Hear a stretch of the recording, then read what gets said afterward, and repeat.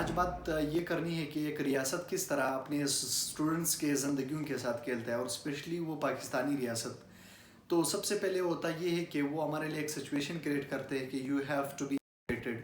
और इस एजुकेशन हासिल करने के लिए हमें किसी भी इंस्टीट्यूट या किसी भी स्कूल में हम एडमिशन लेते हैं।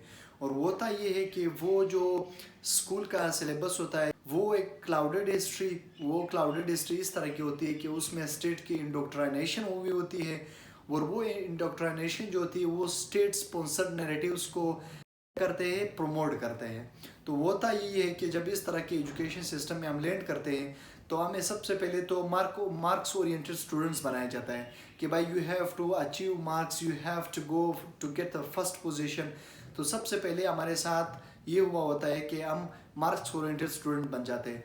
उसके बाद जब हम एफएससी तक ये इसी प्रोसेस में होके आ जाते हैं तो हमारी जो क्रिएटिविटी या जो एक प्रोग्रेसिव माइंडसेट होता है वो तो ऑलरेडी डेड हो चुका होता है, क्योंकि we mostly spend 10 to 12 years in this type of education, जिसका बेस्ड यही चीज़ हो कि आपकी हिस्ट्री का वो सेंस जो है वो डेट करवाना है। उसके बाद इसकी आफ्टर माथ में आपको एक डिग्री दी जाती है और उस डिग्री के बाद आप मार्केट में लैंड करते हैं अपने डिग्री के साथ।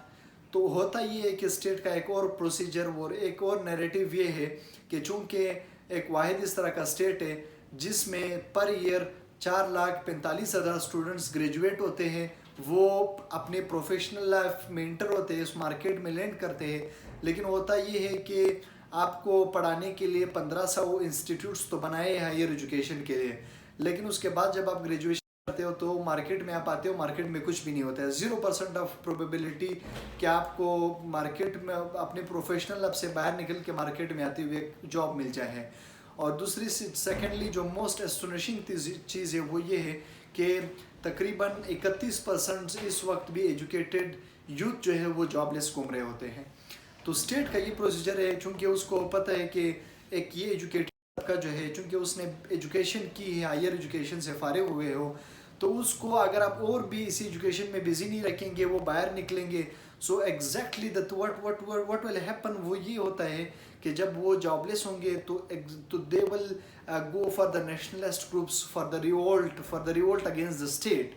तो ये स्टेट के लिए थ्रेट होता है। तो और स्टेट इसको स्पॉन्सर करने के लिए, इसको काउंटर आउट करने के लिए करती है, वो आपके इसी एजुकेशन सिस्टम को एक्सटेंड कर लेती है।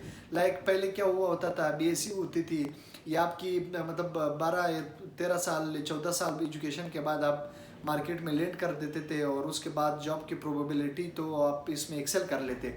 अब होता ये है कि आप बीएस भी कर लो 4 साल बाद, उसके बाद भी आप मार्केट में आते हो तो आपको कुछ नहीं मिलता है, फिर आप एमफिल के लिए बैठ जाते हो, पीएचडी के लिए बैठ जाते हो। तो स्टेट वो आपको इसी फ्रेजाइल एजुकेशन सिस्टम के अंदर बिजी रख लेता है। इसीलिए तो अभी आप देख लेना पिछले महीने की आप स्टेटिस्टिक देख लें, 1650 स्टूडेंट्स पर डे पाकिस्तान से लीव कर जाते हैं बाहर यूनिवर्सिटीज़ के लिए, हायर एजुकेशन के लिए।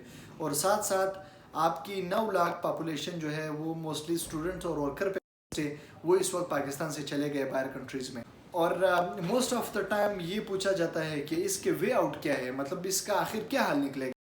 देखो, अगर पाकिस्तान का यही पॉलिटिक्स होता है, आपकी पाकिस्तान की डायनामिक्स इसी तरह रहेंगे, आपकी डायनेस्टिक पॉलिटिक्स ख़त्म नहीं होंगी और यही जो घोड़े हैं उनकी अपनी एक रेस चलता रहा और वो सेल्फ इंटरेस्ट को परस्यू करते आ रहे, तो पाकिस्तान का और कोई भी इसका वे आउट नहीं है।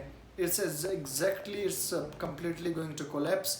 लेकिन हमारे लिए बीइंग स्टूडेंट्स, हमारे लिए सिर्फ 2 ही वे आउट हो सकते हैं। सब वे आउट तो सिर्फ ये है कि we have to go for a skillful profession, मतलब एक इस तरह की प्रोफेशन हो जिसमें हम अपने स्किल को आगे परसू कर सकते हैं, क्योंकि मार्केट में तो जॉब है ही नहीं। तो जब जॉब नहीं होंगे तो आप जॉबलेस रहेंगे।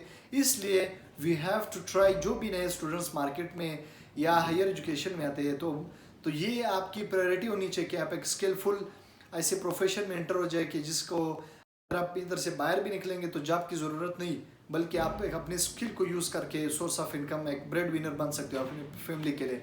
ये इसलिए बता रहा हूँ क्योंकि I being a university student, I am from Quaid-e-Azam university, I have seen most of the students, मतलब वो इस एनजाइटी से, इस डिप्रेशन से गो थ्रू हो रहे होते हैं कि यार आप बीएस तो हो गए, लेकिन अब इसके बाद क्या करना है। एक ही कम्पिटिटिव एग्ज़ाम है, उस पर में बहुत ज़्यादा कंपटीशन है, हर बंदा भी एक्सेल नहीं कर सकता है। लेकिन उनके लिए एक रोड मैप नहीं होता कि आगे इसके आगे क्या करना है मार्केट में जब कुछ है ही नहीं।